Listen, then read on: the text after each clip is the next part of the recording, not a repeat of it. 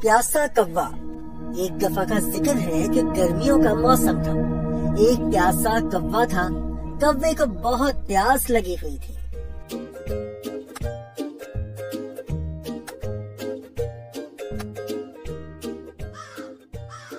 हाय, थोड़ा पानी मिल जाए तो अच्छा रहेगा।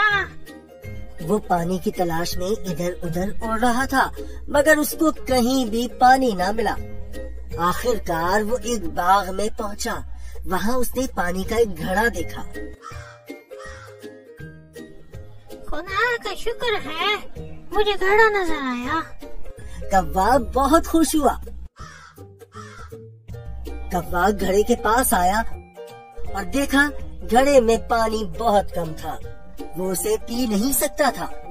कौवा बहुत परेशान हुआ और सोचने लगा, अब मैं क्या करूं? अचानक उसको एक तरकीब सूझी।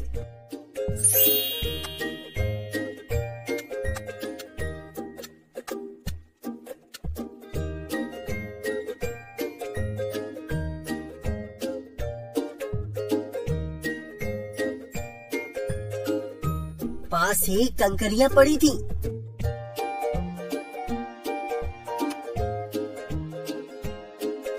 उसने एक एक करके कंकरियों को घड़े में डाला